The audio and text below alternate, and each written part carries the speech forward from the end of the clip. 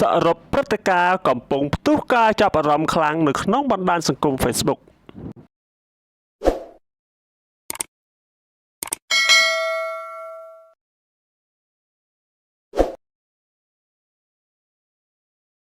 ព្រឹត្តិការណ៍សំខាន់ទី1ស្នងការខេត្តកំពតថាមិនលើកលែងនោះទេករណីវាយគ្នានៅទំនប់ទឹកក្នុងស្រុកឈូក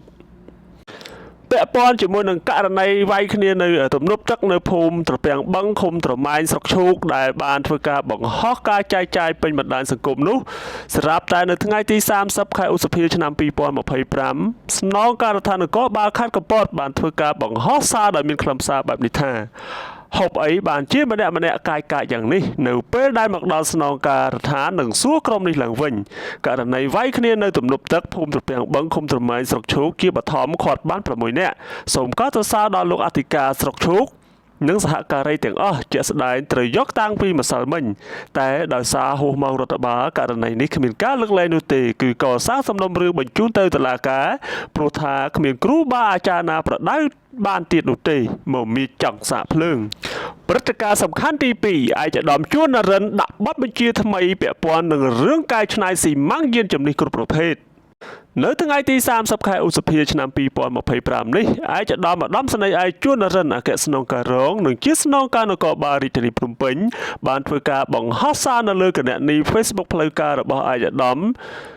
ដោយបានដាក់បទបញ្ជាថ្មីដែលមានខ្លឹមសារថាខ្ញុំបាទសូមគោរពជម្រាបជូនបងប្អូនមួយចំនួនតូចដែលចូលចិត្តកែច្នៃស៊ីម៉ាំងមធ្យោបាយគ្រប់ប្រភេទដែលបំពងសម្លេងរំខានដល់ប្រជាពលរដ្ឋជាពិសេសម៉ូតូធំ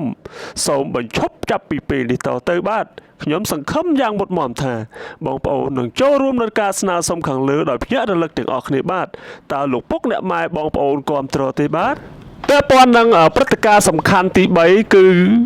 លោកហងសំណាងដែលជាអ្នកកាសែតដ៏ល្បីឈ្មោះមួយរូបត្រូវបានឃាត់ខ្លួនកសាងសំណុំរឿងបញ្ជូនទៅតុលាការពាក់ព័ន្ធនឹងការផលិតវីដេអូនៅកងទ័ពលោកហងសំណាងដែលជាអ្នកកាសែតម្នាក់រស់នៅខេត្តស្វាយរៀងដែលផលិតវីដេអូយកមនុស្សនៅខេត្តស្វាយរៀងសម្ដែងជាយោធាហើយវាយប្រហារលើកងទ័ពខណៈដែលកងទ័ពកំពុងតែប្រឈមមុខជាមួយនឹងសត្រូវឈ្លានពានមិនមែនជាការរិះគន់នោះទេជាពិសេសបុគ្គលហងសំណាងមិនស័ក្តិសមជាអ្នកកាសែតទេព្រោះបានក្លែងឯកសណ្ឋានកងទ័ពដោយគ្មានការអនុញ្ញាតនិងបានញុះញង់កងទ័ពបបាក់ទឹកចិត្តកងទ័ពខណៈដែលកងទ័ពយើងកំពុងតែប្រឈមមុខជាមួយនឹងសត្រូវឈ្លានពាននេះបើតាមការលើកឡើងរបស់លោកផៃវណ្ណៈនៅក្នុងគណនី Facebook របស់លោកកាលពីថ្ងៃទី30ខែឧសភាឆ្នាំ2025ពាក់ព័ន្ធនឹងករណីខាងលើនេះលោកហងសំណាងផ្ទាល់ក៏បានចេញវីដេអូសុំទោសផងដែរដែលពាក់ព័ន្ធនឹងការថតវីដេអូដែលពាក់ព័ន្ធនឹងកងទ័ពនេះតែទោះបីជាយ៉ាងណាក៏ដោយនៅថ្ងៃទី30ខែឧសភាឆ្នាំ2025ដដែលសមត្ថកិច្ចបានឃាត់ខ្លួនលោកហងសំណាងនិងបកពួក2នាក់ទៀតនៅខេត្តស្វាយរៀងនិងកំពុងនាំខ្លួនមកកាន់រាជធានីភ្នំពេញដើម្បីកសាងសំណុំរឿងបញ្ជូនទៅតុលាការចាត់ការតាមច្បាប់នេះបើតាមការលើកឡើងរបស់លោកផៃវណ្ណៈដដែល